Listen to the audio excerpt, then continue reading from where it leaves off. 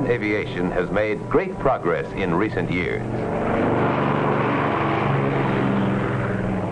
Huge airliners carry into the sky each day an ever larger tonnage of cargoes and passengers. Jet propulsion has made possible extremely high speeds.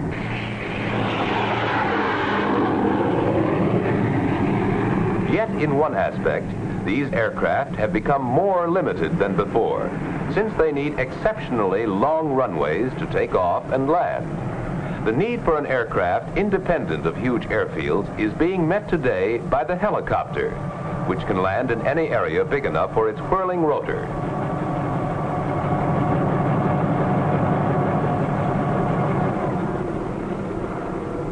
Helicopters are being used today for a wide variety of jobs, which can't be handled by other aircraft.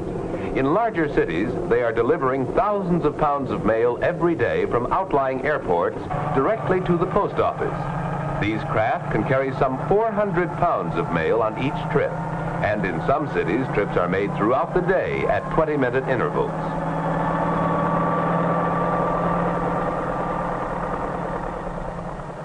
Flying over city traffic, the helicopter can land directly on the roof of the post office itself in a fraction of the time needed by mail trucks, thus greatly speeding the delivery of mail. Helicopters have found important uses in the country, too, where they are used for dusting crops, which would be damaged by ground equipment. The helicopter's great maneuverability makes it possible to spread dust over every corner of the field, no matter how irregular it may be. The sharp downdraft of the whirling rotor causes dust to swirl among the plants, thus giving them a more thorough coating.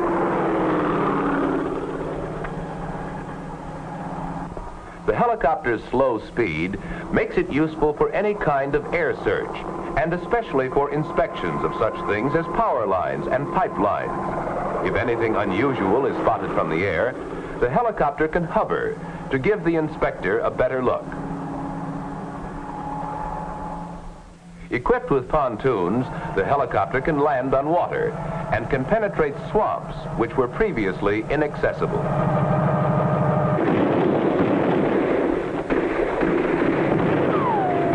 In war, the helicopter has proved itself for many purposes.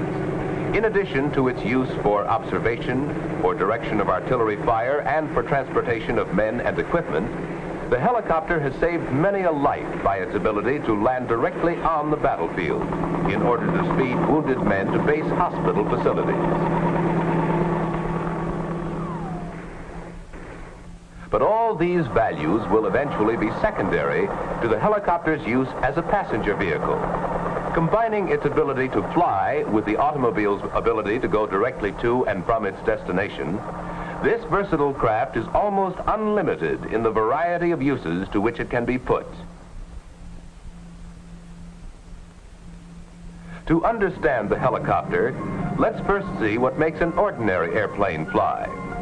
It isn't the propeller which lifts the airplane off the ground. For example, jet airplanes can fly without propellers. But all ordinary aircraft must have forward speed to fly, and this forward speed is provided by the propeller.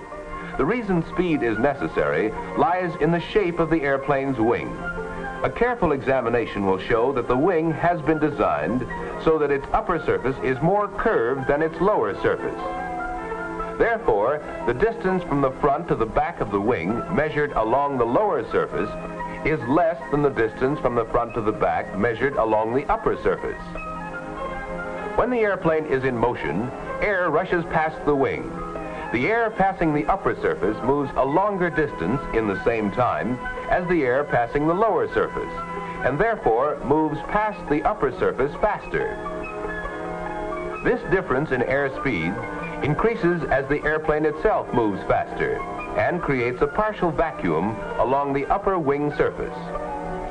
The normal air pressure under the wing lifts it into this partial vacuum, which enables the airplane to fly. At first glance, a helicopter seems to be able to fly without wings. Actually, however, the rotor blades of a helicopter are shaped much like the wings of an airplane. The upper surface of the rotor blade is more curved than the lower surface. When the rotor turns, air moves past it in much the same way that it moves past the wing of an ordinary plane. Thus, there is no need for the helicopter itself to be moving.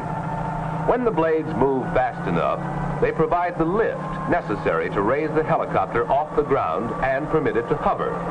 Thus, helicopters are called rotary wing aircraft, while conventional airplanes are called fixed wing.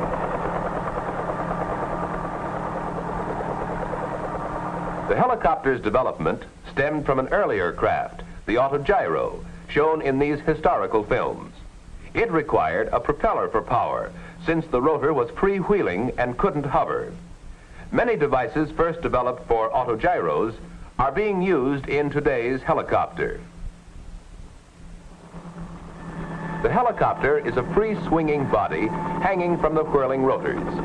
The turning rotor sets up an action which tends to turn the body of the helicopter in the opposite direction. This action is called torque and is counteracted by a tail propeller called the anti-torque rotor. The tail rotor is used to turn the craft in any direction independently of the direction of travel.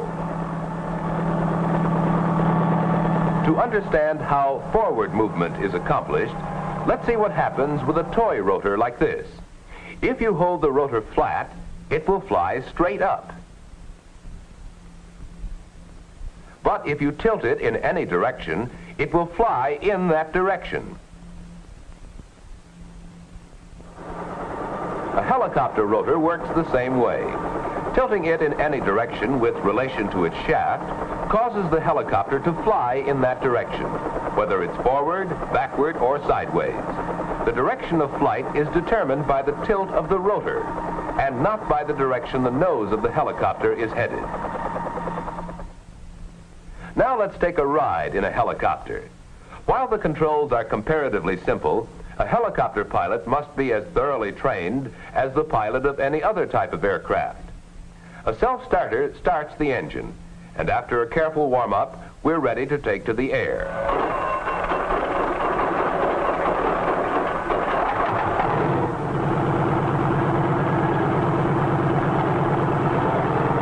The collective pitch control, whose handle is also the throttle, determines the amount of lift which the rotor provides.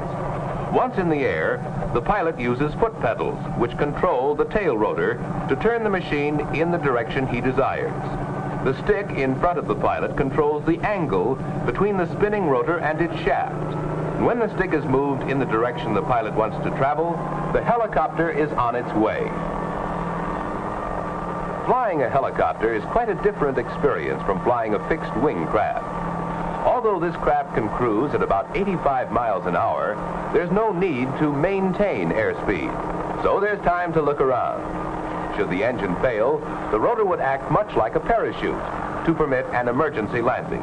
But of course, most landings are with power. There are a number of different kinds of helicopters being flown today. Some are designed with two rotors, which turn in opposite directions. Each rotor counteracts the torque action of the other, and thus eliminates the need for an anti-torque tail rotor. Twin-rotor helicopters have been built large enough to carry 16 persons, with a gross weight of more than 14,000 pounds. The jet helicopter, powered by tiny jet engines on the tips of the rotor blades, works much like a fireworks pinwheel. The jet engines are the only source of power. Jet helicopters are simpler in construction, lighter, and easier to operate than conventional helicopters, although fuel consumption is very high. The continued development of this and other types of helicopters, with their unprecedented freedom of movement and the wide range of uses to which they can be put, holds great promise for the future of transportation. Who could have predicted the vast changes which the development of the automobile and the truck have brought about in our society? The potentialities of the helicopter are just as great. Its versatility as a transportation vehicle may eventually play an important role in reshaping the pattern of our daily living.